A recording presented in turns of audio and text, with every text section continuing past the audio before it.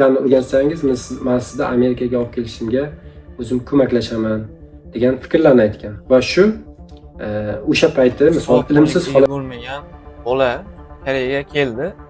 Qayerdan ITni o'rganishni boshlash? juda ko'p insonlar o'ylashadi, IT bu juda ham qiyin soha, bu sohaga yaqinlashib bo'lmaydi yoki ta'zirlar. 55 nafar yurtdoshimizni Janubiy Koreyaga kiritdik. Xudo xolasa Allohga bergan va'damiz 100 nafarni tashkil etadi. Chunki hozir juniorlar nafaqat Janubiy Koreya kesimida, balkim butun global miqyosda oladigan bo'lsak, juniorlar hech kimga kerak emas. Hozir Koreyada IT sohasiga ishga kirish osonmi yoki qiyinmi? Kompaniyalar ularni tanlamay, balkim bizni bolalar men bilan maslahatlashgan holda Martin og'a boshim qotib ketdi. Bu ham offer beryapti, bu ham offer beryapti. Kimniki bo'lishim kerak?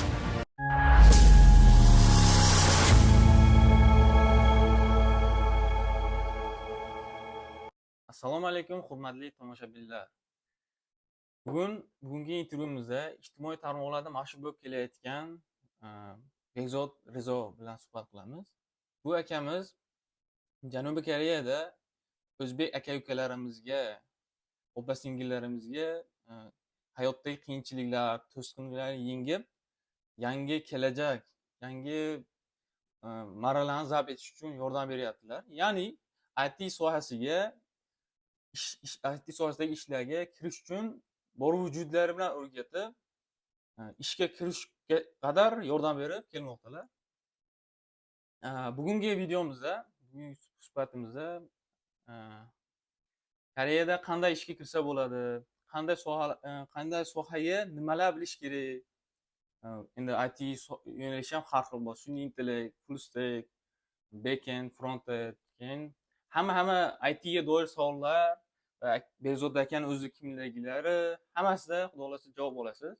Videoni oxiriga ko'ring, biz xudo xolasa boshlaylik. Assalomu alaykum Bekzod aka. O'zingiz haqingizda ozgina gapirib bering. Kimsiz? Qayerlisiz? Va hozirda nima ish qilyapsiz? Sizni taniydiganlar bor, tanimaydiganlar bor. Shuning uchun ozgina. Avvalambor assalomu alaykum. Bizni kuzatayotgan qadrli kuzatuvchilarimiz. Bizni Busan shahrimizga xush kelibsiz. Bizni demak ukamiz Ismoiljon Jo'raxonov demak tashrif buyurdilar. Xudo xolasa biz birgalikda ko'p kishiga samarali bo'ladigan kontent hosil qilishga xudo xolasa yaxshi niyat bilan kirishdik. Xo'sh, avvalambor Bekzod Sanakulov, Bekzod Rizo, ba'zan uni Martin deyishadi. Bu shaxsiyat ortida kim gavdalangan? Shu haqida biroz ma'lumot bermoqchiman.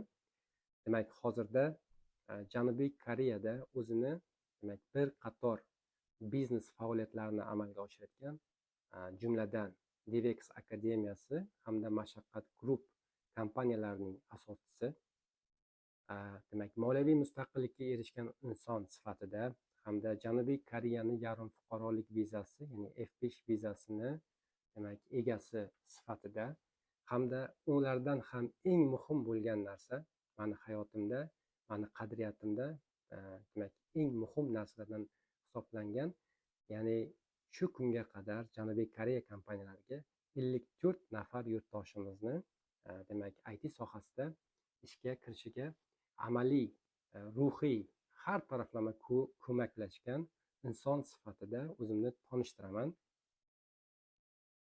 Demak, shu azizlar, Bekzod Rizo siz kabi, ya'ni oddiy insonlar kabi o'z hayotida nega bu dunyoga kelganligi, bu dunyoga kelishning tagida qanday hikmat borligi haqida qayg'urayotgan, bu dunyoda o'zini yashashidan qanday demak tafakkur borligini izlashdan iborat hayotni kechirmoqdamiz va men o'ylayman, mana shu yoshimda, ya'ni ancha yosh boshimda bu demak savollarga qandaydir ma'noda yorqin demak faktorlar ila erishayotgan inson sifatida gavdalantirgan bo'lar edim. IT sohasiga qanday kirib kelgansiz va bu yo'nalishni tanlashingizga nima sabab bo'lgan? Shu haqida o'zingiz. Xo'p, ajoyib savol bo'ldi. Demak, juda ko'p insonlar mana shu savolni berishadi. Ya'ni IT sohasiga Bekzod Rizo qanday kirib kelgan? Bu juda ham uzun va juda ham qiziqarli, demak, personajlarga boy bo'lgan jarayon bo'lgan. Azizlar, doim esdan chiqarmang, agar Alloh biron bir insonga qandaydir ma'lumot yetkazayotgan bo'lsa, bu ma'lumotni to'g'ridan to'g'ri sizga yetkazmasligi mumkin. Bekzod Rizo misolida ham xuddi shunday holat yuzaga kelgan. Ya'ni mana shu bu yerda biz o'tirgan bo'lsak, shu 2 chaqirim naryoqda turgan 2 insonni xufiyona suhbatini man eshitib qolganman. Aslida man eshitishim kerak bo'lgan masala bo'lmagan bu. Lekin demak shunday sabab bo'lgan, shunday sharoit bo'lgan, bu suhbatni man eshitib qolganman. U yerda shunaqa gaplar bor edi. Janubiy Koreyada misol kimdir IT sohasini chiroyli o'qisa, o'rgansa, optimization testing deydi. O'sha soha bo'yicha demak Janubiy Koreyadan Amerikaga Bahriddin degan akamiz borlar. O'sha inson demak olib ketib Amerika kompaniyalariga ishlab, vizalarigacha taxlab berish imkoniyati haqida eshitib qolganmiz. Bu narsani demak menga aytilgan gap bo'lmagan. Lekin bir yaxshi akamiz bor, Davron aka. Aynan ana shu Davron aka suhbatini, boshqa bir inson bilan bo'layotgan suhbatini men eshitib qolganman. Va suhbat yakunlangach, sekin borib Davron akani qo'llaridan tortib, Davron aka, menga aytilgan gap emas, lekin men eshitib qoldim. Demak, shunaqa imkoniyat bor ekan, menga aytib bering deganman. Davron aka, qanday eshitib qoldingiz? Degan gaplarni aytdi. Endi kech bo'ldi aka, eshitish nasib qilgan ekan, yuring deb u insonga kofe olib berganmiz va uni demak batafsil ma'lumotlarni u insondan olib, keyin Amerikaga shu zahotiyoq telefon qilganman. Bahriddin akaga, aka shunaqa imkoniyatlar bor ekan, bu qanchalik real narsa? Aka tushuntirib bergan, shunaqa mana shu narsalarni o'rgansangiz, Selenium degan programma bor, optimization testing degan narsalar bor. Shularni o'rgansangiz, men sizni Amerikaga olib kelishimga o'zim ko'maklashaman degan fikrlarni aytgan. Va shu o'sha payti misol ilmsiz holatda ham insonni baribir ichidagi bir shaxsiyati bo'ladi. Akaga ikkilanmasdan aytganman, aka, sizni talabingiz 100% ekan, men shuni 500% ga bajaraman. Imkoniyatlarim qanday? Real gapiring. Men hayotimda qurayotgan insonman. Aytgan gapingizdan oshiq qilib bajaraman deganman. Aka, bajaring, xudo xolasa birga erishamiz, nasib qilgan bo'lsa degan. Va azizlar, o'sha kunini o'zidayoq o'zi yetarli bo'lgan menga shu gapni o'zi. O'sha kunni o'zidayoq men ITni boshlaganman. Lekin ITni boshlaganmiz. IT bilasiz, juda ham keng soha. Nimani aniq o'qishingizni bilib, aniqlab olishingiz kerak bo'ladi. Lekin bizda bu aniqlik yo'q edi. U paytlar esa bizga o'xshab ko'plab insonlarga aniq bir demak yo'l ko'rsatadigan insonlar ham yo'q edi.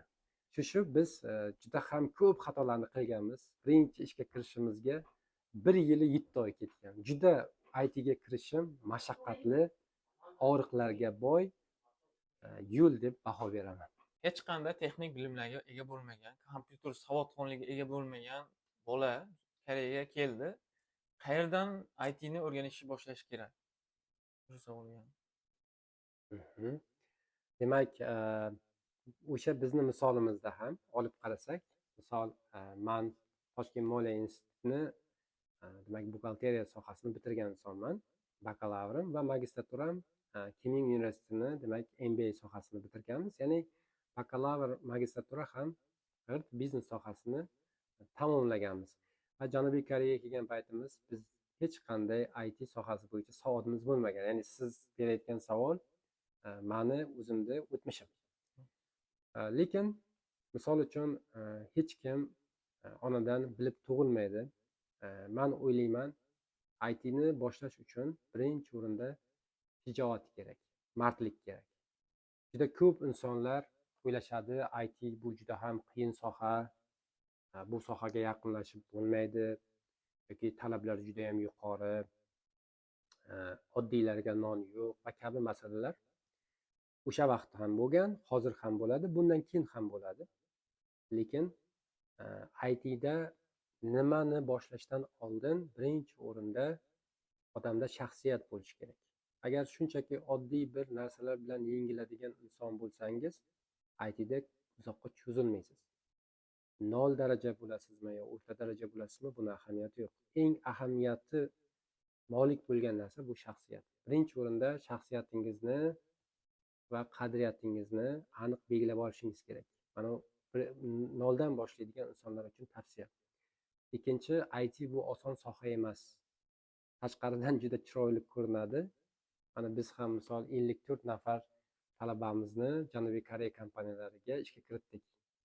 Juda ham chiroyli ko'rinadi bu rezultat, lekin ITni ichiga kirsangiz, software engineeringda bu yerda juda sizni ko'p azoblaydigan, qiyinchiliklarga boy bo'lgan soha. Aynan shu qiyinchiliklarni yengib o'tgan insonlargina hayotda yaxshi muvaffaqiyatlarga erishadi. Agar hamma qila olishi mumkin bo'lgan narsa bo'lganda edi, IT sohasini ITligi qolmas edi. Demak, ikkinchi tavsiyam bu qiyinchilikni do'st deb bilishni o'rganish. Ya'ni sizni qiynaydigan, sizni azoblaydigan narsa, unutmang, sizni o'stiradi. Qaytamga siz azoblanmasangiz, xavotirlaning, siz bir nuqtada qolib ketdingiz. 0 dan boshlayotgan insonlar uchun tavsiyam: qiyinchilikni do'stingizga aylantiring. Hamda eng asosiy narsa, siz hayotda muttaham bo'lishingiz kerak. Qarshingizda eng surbet, eng muttaham odam turibdi, ya'ni o'zim. Chunki shunday holatlar hayotda bo'ladi. Siz muvaffaqiyatga erishgan insonlardan biron bir savolingiz bo'lsa, mardona ikkilanmasdan so'rashni odat qilishingiz kerak. Chunki u inson siz bosib o'tgan yo'llarni oqilona bosib o'tgan, balkim oqilona bosib o'tmagan. Mani misolimda. Shunday hollarda xato kamchiliklar haqida oldindan bilib, o'sha xato kamchiliklarni siz oldini olasiz. Bizni MIT'mizda, ya'ni MIT bu mashaqqat izlagan talabalar, bizda shunaqa shior bor. Ya'ni biz qilgan xatolikni siz qilishga majbur emassiz. Shuning uchun mardona bo'lib, sizga kerakli bo'lgan insonlarni bezovta qilishni odat qilsangiz, o'ylaymanki, mana shu kamroq xato qilib, yuqori natijalarga erishasiz. Mana shu narsalarni 0 dan boshlaydigan insonlarga tavsiya berardim. Texnik tarafdan nimalarni o'rganish kerak desa, demak, oddiy birinchi web, mobile application development, xususan front-enddan boshlashni tavsiya qilaman. HTML, CSS, keyinchalik JavaScript va agar o'zingiz ITga bo'lgan qiyin ishtiyoq borligini ko'rsangiz, demak, keyinchalik dalshi yana ko'rishingiz mumkin bo'ladi. O'qish jarayonida qanday ko'nikmalar, ya'ni skilllarga ko'proq fokus berib o'rganish kerak, foydali bo'ladi? Rahmat, juda chiroyli savol bo'ldi. Demak, har doim biling, siz bilgan yo siz bilmoqchi bo'lgan hard skillslar har doim ham yetarli emas.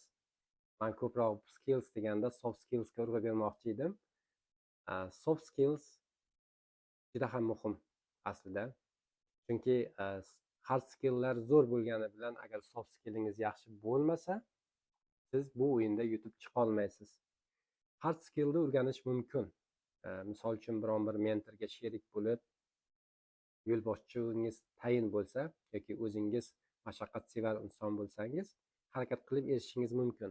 Lekin ko'p o'zbek yoshlarida bo'layotgan kamchiliklar bu soft skills bilan bog'liq bo'lgan kamchiliklar deb o'ylayman. Aynan siz doim insonlar davrasida bo'lishni odat qiling. Bir xil introverted insonlar bo'ladi. Bilasiz, extroverted va introverted insonlar bo'ladi. Xususan Martinda ko'p kishi extroverted inson deb baho berishadi. Aslida bunday emas. Men juda ham kuchli introverted insonman. Ya'ni o'zimni ichki dunyom bilan yashaydigan insonman. Boshida ko'p insonlar bilan chiqishla olish qobiliyatim juda ham past bo'lgan. O'zimni dunyoyim bilan o'zligimni yaxshi ko'rib, boshqa inson kerak emas, shunday yashaydigan inson bo'lganman. Lekin hayot maktabi juda ham og'ir maktab.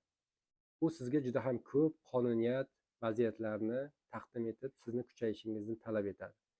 Va men aniq bilaman, introverted inson agar extroverted insonga aylansa, u juda ham kuchli insonlardan bo'ladi. O'zi buyuk kashfiyotlarning ortida e'tibor bersangiz, ko'proq introverted insonlar bo'ladi. Lekin introverted inson bo'lsangiz, ya'ni o'zingizni ichki dunyongizga yoshirib olingan inson bo'lsangiz, u dunyodan ba'zan chiqishni o'rganing. Hozirda mana shu san'atni man o'zimda rivojlantirib, bir vaqtni o'zida man ham introverted, bir vaqtni o'zida ham ekstravert. Ya'ni odamlar davrasida ham mani qalbim yayraydi, odamlarsiz ham juda ham xursandman. Lekin ikki dunyoda yashashni ham odat qilishingiz kerak. Agar sizga soft skill masalasi muammo bo'layotgan bo'lsa, hard skill bilan albatta soft skillni oshirishingiz kerak. MIT, ya'ni mashaqqat izlagan talabalarimizda ham shu narsaga biz alohida e'tibor beramiz. Ya'ni faqatgina technical tarafdan emas, balkim mock intervyular jarayonida insonni psixologiyasi bilan ba'zan tan olish kerak, insonni psixologiyasiga bosim beramiz. Ya'ni Koreya kompaniyalarida ishlab ketish uchun kerakli bo'ladigan eng faktor, demak, hislatlarni o'zida uyg'otish bo'yicha ishlashga majburmiz.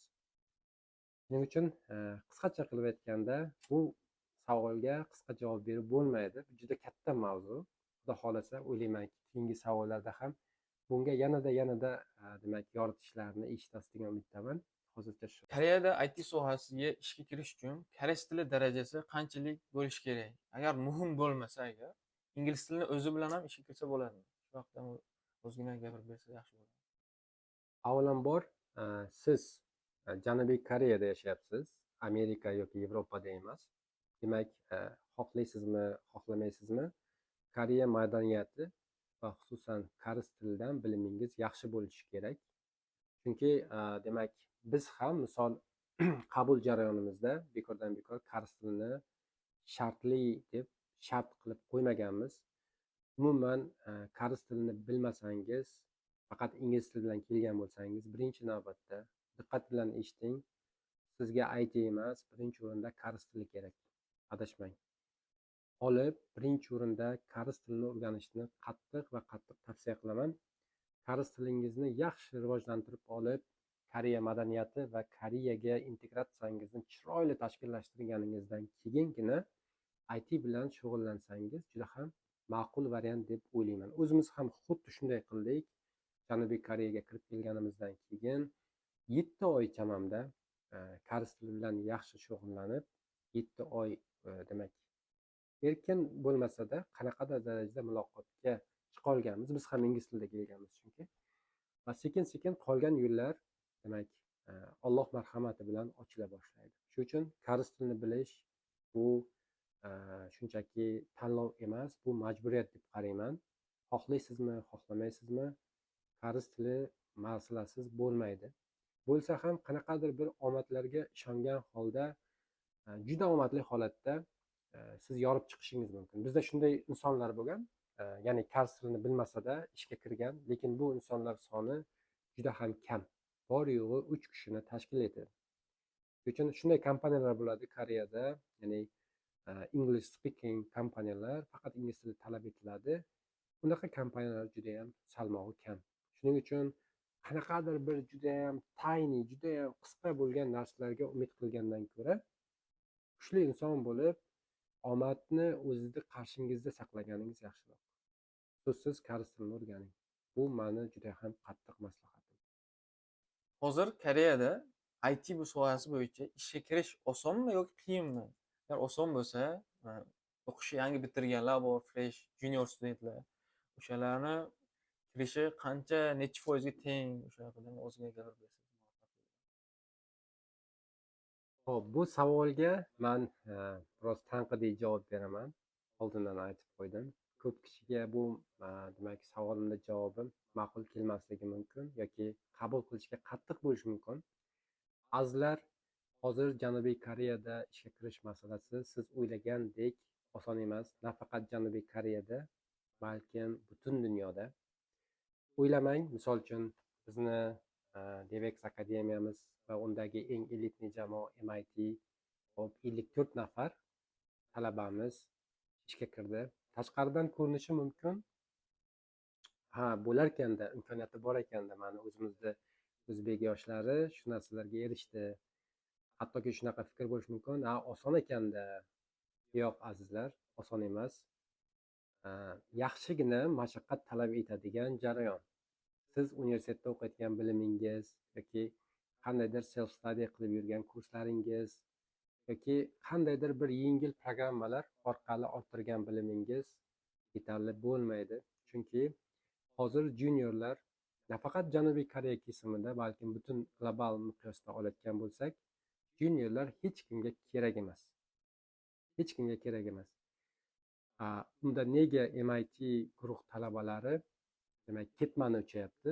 Sababi biz hamma demak akademiyalar yoki Janubiy Koreyada bizga o'xshagan mentorlar yo'q-u, ustozlar bor.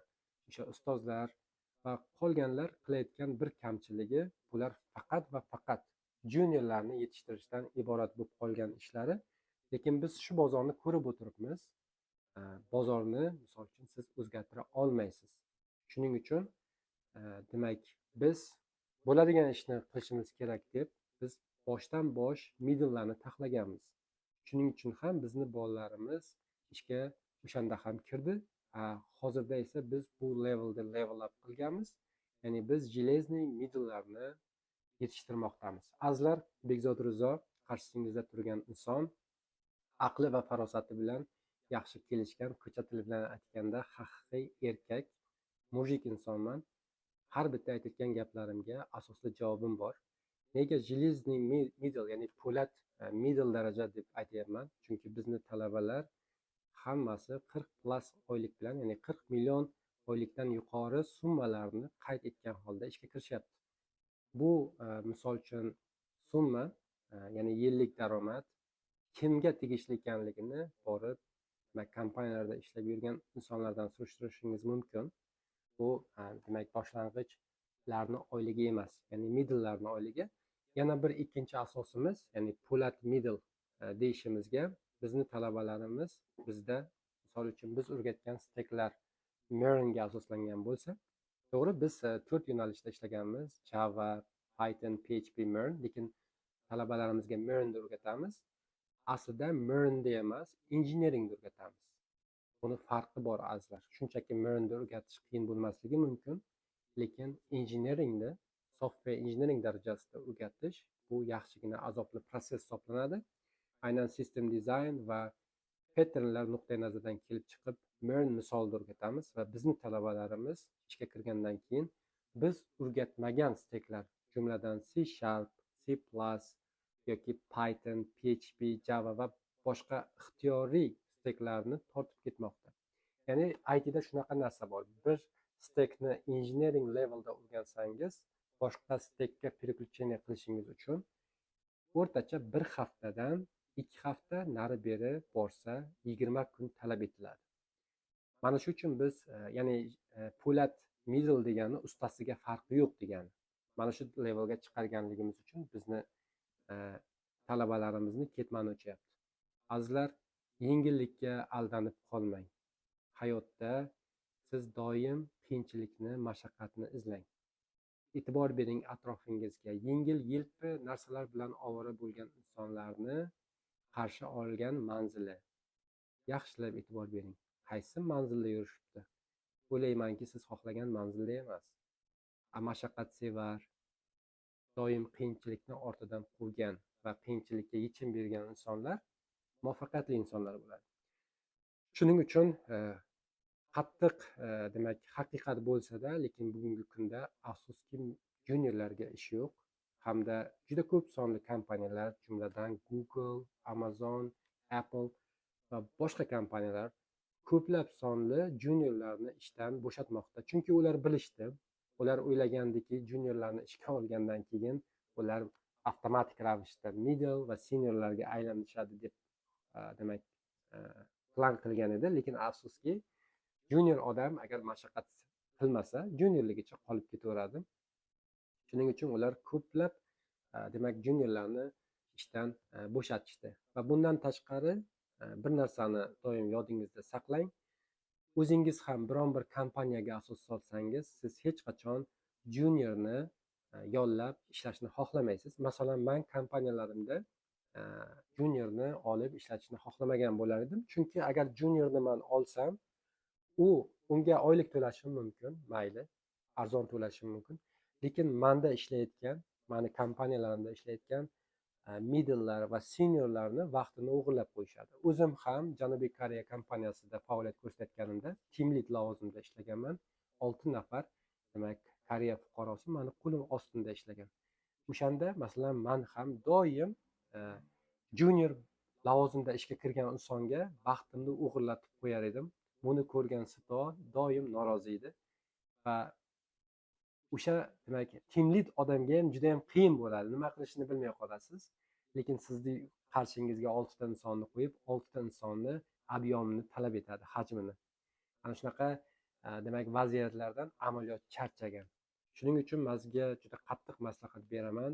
Bilimni rostlab, yaxshi bilimni olib, injener levelga chiqib, ana chiqqandan keyin ishga kirishingizni tavsiya etaman. Birinchilikdan ishga kirganingizdan keyin o'zingizni hurmat demak izzatingiz joyida bo'ladi. Chunki karslar qiymat keltirmaydigan insonga hech qachon manfaat ulashmaydi. Agar siz kompaniyada ishlab qiymat keltirmaydigan bo'lsangiz, hech qachon sizni kompaniyada ushlab o'tirmaydi. Nega unda misol uchun bizni yoshlar shu narsani yengib chiqyapti? Chunki shunga loyiq bo'lgan ularda amaliyot bor. Ya'ni amaliyot deganda bu faqatgina kompaniyada ishlab orttirish mumkin bo'lgan bilim emas.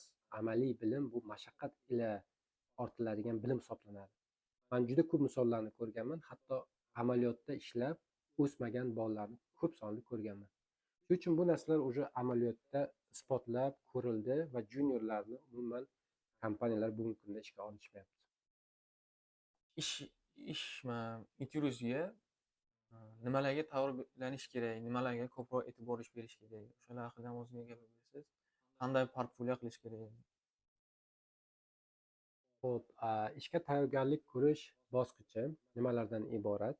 Demak, biling, birinchi o'rinda sizni yuzingiz, siz qilgan loyihalar. Siz ishlagan kompaniyalar emas.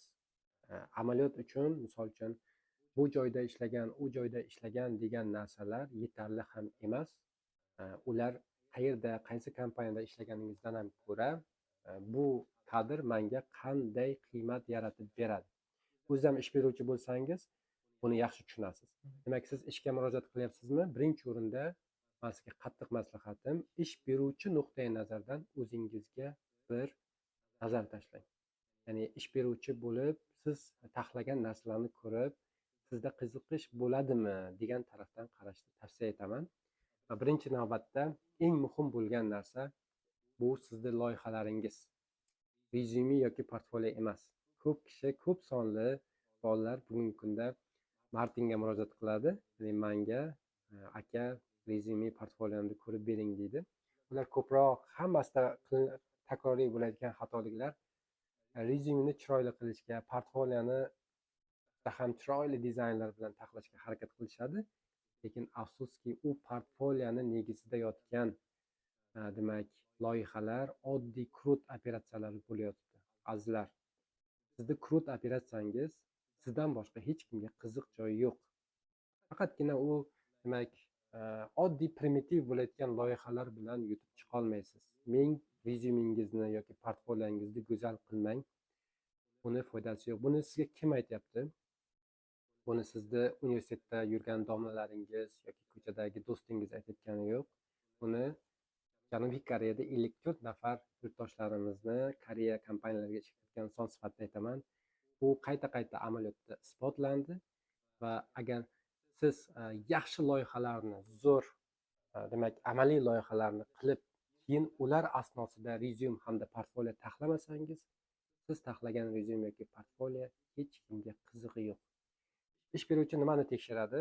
Birinchi o'rinda sizning rezyumingizni tekshiradi. Bu yerda siz qilgan ishlar, siz qilgan loyihalarga ko'proq e'tibor beradi va skillslarga e'tibor beradi va albatta koreys tili bilim darajangizga va lokatsiyangizga e'tibor beradi. Siz lokatsiyani ham imkon qadar Seulni tanlashga harakat qiling, chunki koreyslarda ham shunaqa narsa bor. Uzoqda bo'lgan insonni chaqirib ishga olmasam, qandaydir xijolat bo'lib qolish instinkti bor. Shuning uchun Seulni tanlashga maslahat bergan bo'lardim. Portfoliolarga kelsak, portfoliolarni go'zal qilmasdan o'rtacha qilsangiz ham portfolio soyasida yotgan loyihalaringizni haqiqiy amaliy loyihalar qilib qilishingiz kerak. Chunki bizda masalan o'qib MITda ishga kirgan bolalar kimdir bitta intervyuga zor, lekin bizda ayrim bolalarimiz hattoki 9 ta offergacha olishgan. Tasavvur qiling, 9 ta, 7 ta, 5 ta offerlarni qabul etib, kompaniyalar ularni tanlamay, balkim bizni bolalar men bilan maslahatlashgan holda Martin og'a boshim qotib ketdi. Bu ham offer beryapti, bu ham offer beryapti. Kimniki bo'lishim kerak deb maslahatlashamiz. Ana shunday shirin boshoriqlarni siz ham bo'yningizdan o'tkazmoqchi bo'lsangiz, birinchi o'rinda loyihangizga e'tibor bering. Mana shuni qattiq sizga tavsiya qilgan bo'lardim.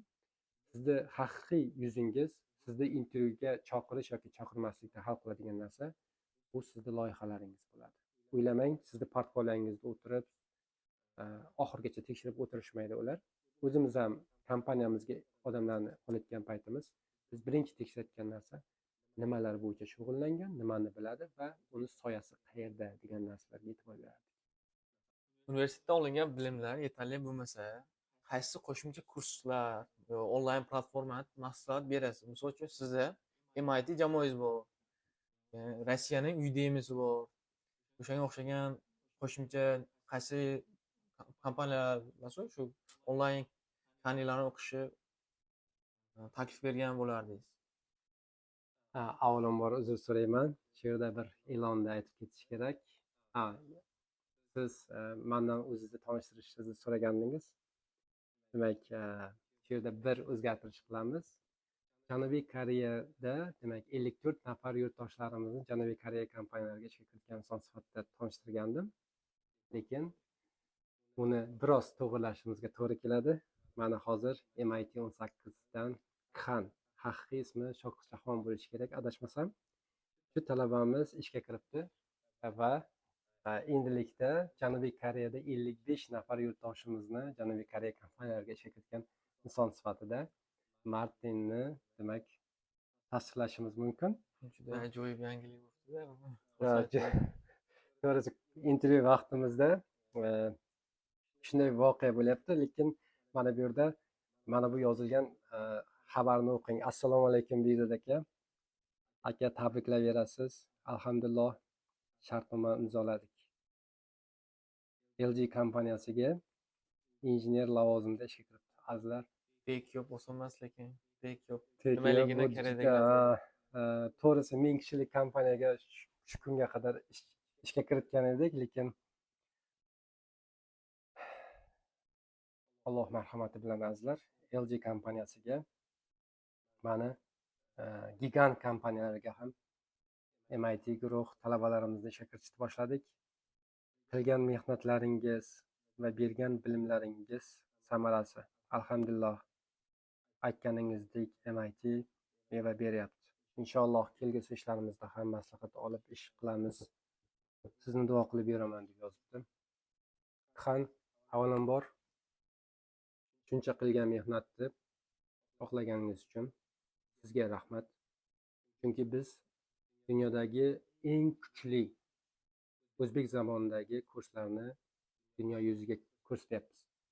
Azizlar, haqiqatda yozayotgan kurslarimizga juda qattiq mashaqqat o'tyapti. Mana shu oxirgi kursimizni 1 yil davomida yozganman.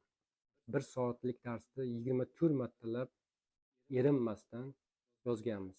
Tasavvur qiling, bir kun 1 soatlik dars yozilsa. Buni faqat bizni demak o'zimizni e'tirofimiz emas, har qanday akademiyalarda ularni misol uchun nufuzini tushirish niyatim yo'q. Ko'p sonli o'sha nufuzli akademiyalarda o'qigan talabalarni ham MIT qarshi olyapti. Juda demak boshqa yillar davomida self study qilib yurgan, Udemy kursida kurslarni o'qib kelgan talabalarimiz ham aytishadi. Ya'ni bizni kursimiz boshqacha. Sababi o'sha Amerikadagi Google'da ishlab yurayotgan bola ham misol uchun kurs yozadi, lekin Janubiy Koreyada esa Martin va uning jamoasi kurs yozishadi, lekin talabalar uchun emas. Biz kursni o'zimiz uchun yozamiz. Ya'ni bizdan siz so'rashingiz mumkin, sizni kursingizni o'qib siz kabi bo'la olasizmi deb so'rasangiz, biz albatta deb javob beramiz. Lekin boshqa demak kurs o'tayotgan insonlardan so'rasangiz, ular shunchaki kulib qo'yishadi. Amaliyot kerak deb. Bizda esa u holat emas. Va bizning gaplarimiz demak aniq isbot va dalillar bilan shakllantirilgan. Ya'ni 54 nafar talabamiz, kechirasiz, 55 nafar talabamiz ko'pchiligi Koreya kompaniyalarida umuman IT sohasida ishlagan odamlar emas. Shunchaki HTML, CSSni bilib kelib, bizda yaxshigina kuchayib va kompaniyaga to'g'ridan to'g'ri ishga kirib ketgan demak 55 nafar talabamizdir.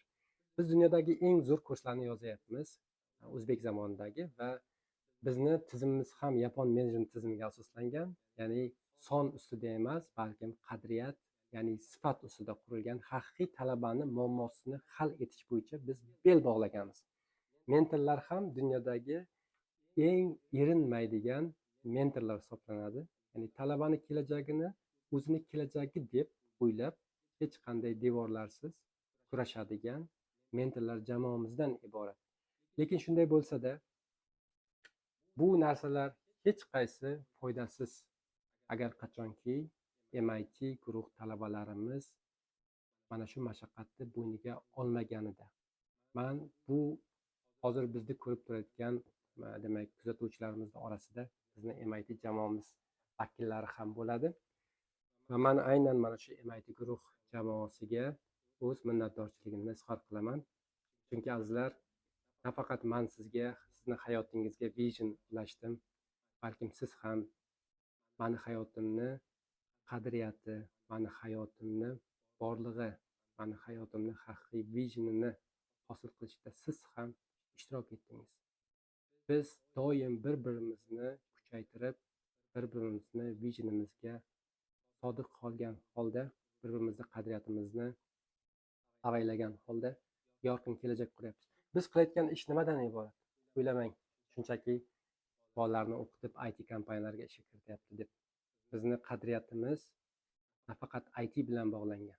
Biz qilayotgan ish Janubiy Koreya kesimida o'zbek yoshlarini, o'zbek yoshlaridan iborat, qudratli o'zbek yoshlaridan iborat bo'lgan jamiyatni hosil qilib, o'sha Amerikadagi o'zbeklar, Yevropadagi o'zbeklarga, qolaversa O'zbekistondagi o'zbeklarga va Janubiy Koreya o'zbeklariga o'zbek millati birlashsa qanchalik kuchli va qudratli jamiyat bo'la olishligini oddiy bir fuqaro sifatida isbotlab berish istagim bor. Meni visionim Janubiy Koreyada ko'p sonli, kuchli, qudratli jamiyatchilikni tashkil etish va bu orqali mana shu demak o'zbeklarni birlashtirib, juda ko'p sonli demak yordamga muhtoj bo'lgan insonlarga xolisona yordam ulashish, qudratli jamiyatni tashkil qilish tarafdorlarimiz. O'sha voqelikda eslasangiz, qarshimizda juda tahlikali davrdamiz. Hammamiz o'zimizga yetarli muammolarimiz bor. Juda tahlikali musulmonlar uchun bo'lgan davrda o'sha gulxanni eslang. O'sha gulxanda kichkinagina yonida paqirchasi bilan harakat qiladigan bir chumoliga o'zimni o'xshataman. Balkim o'sha gulxanni biz o'chira olmasmiz. Lekin biz nimada borayotganimizni aniq bilib, shu yo'lda biz yakson bo'lamiz. Ya'ni bizning maqsadimiz imkon qadar mana shu hayot yo'limizda ko'proq u dunyoning saodati uchun xizmat qiladigan. Azizlar, hozir millionlab dollarlar ishlaydigan insonlar bo'lishi mumkin. Misol juda ko'p sonli odamlarni misol qilish mumkin. O'zbek auditoriyadan ham, o'zbek millatidan ham chiqqan juda milliarder insonlar bor. Ular uchun million dollarlar qanchalik qadrli bo'lsa, men uchun mana shu eshitilayotgan har bitta muvaffaqiyat pog'onasi, Martin, Bekzod Rizo, tabriklang. Men ishga kirdim. Aka, biz yangi kelajak qurdik degan gaplarni eshitish meni butun borlig'im. O'sha million dollarlardan men uchun bu ustun. Meni hayotiy falsafam va qadriyatim. Shuning uchun men bolalarga rahmat deyman. O'ylaymanki, biz ikki dunyo saodatiga xizmat qiladigan juda kuchli visiondamiz, juda kuchli qadriyatdamiz. Tabriklasangiz bo'ladi. Bizda demak, tabriklang azizlar. 55 nafar yurtdoshimizni Janubiy Koreyaga kiritdik. Xudo xolasa, Allohga bergan va'damiz 100 nafarni tashkil etadi. 200-300 nafarlarni biz qarshi olamiz va xudo xohlasa bizning talabalarimiz ketidan 1000 nafar, 2000 nafarlarni ham balkim hayot davrimizda qarshi olamiz. Va umrimning so'nggi davrida nima qilding deganda aniq javob bilan Bugungi suhbatimiz manfaatli bo'lgan bo'lsa, oxirigacha ko'rgan bo'lsanglar, hammaga rahmat deb qolaman. Yana keyingi sonlarni ham chiqishi uchun like bosib, komment bosib, qo'llab-quvvatlab qo'yinglar. Sizga ham rahmat. Intervyularni chin qalbdan berganingiz uchun. salomat bo'ling. Rahmat. Tashrif berganingiz uchun o'z minnatdorchiligimizni izhor qilamiz.